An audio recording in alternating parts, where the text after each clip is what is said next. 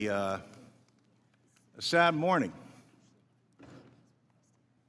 very sad morning, when this committee, the oldest and most continuous in the Congress, neglects its responsibility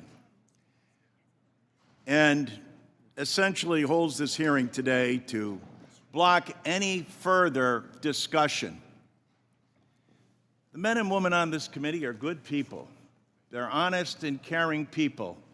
And that's why I do not understand why you would relegate this committee to no longer being of significance and resort to saying you will do whatever Elon Musk and Donald Trump tell you to do. Where's the independence of the committee? Where's the legislature? We're an equal branch of government. And you start off with a blather, and yet when we look at the empty seats here, where's Elon Musk?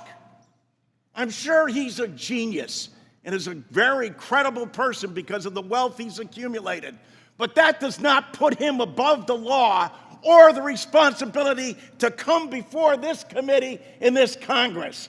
If he's so great, if these plans and all the fraud and abuse that he's found are so evident, why isn't he here explaining it? You know why. Because he's out to privatize Social Security. He's been on television the last couple of days talking exactly about Social Security, Medicare, and Medicaid, and what he intends to do. Privatize it. The American people, some of them may have been born at night, but not last night. People are aware of this. Every single one of your districts, all the money that comes in monthly, and you have not done, you as a Congress, have not done anything in more than 54 years. And now you have someone coming in to privatize a system, something you have longed to do going back to 1982. Because Elon Musk thinks that this is the best thing to do. President Trump has called Social Security a scam.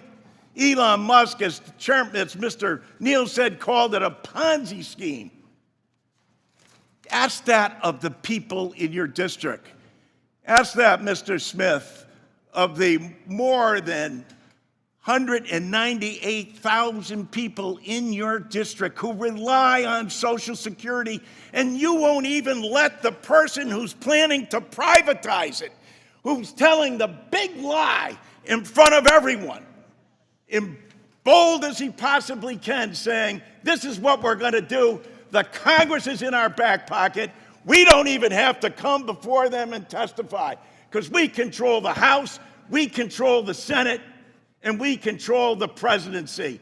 And it's the tyranny of the executive. It's why these resolutions were first adopted back in 1789, because the founding fathers knew that the executive branch does not have total authority over the legislature unless you have a willing party that says, no, we're going to do exactly what you tell us to do, Mr. Musk and Mr. President.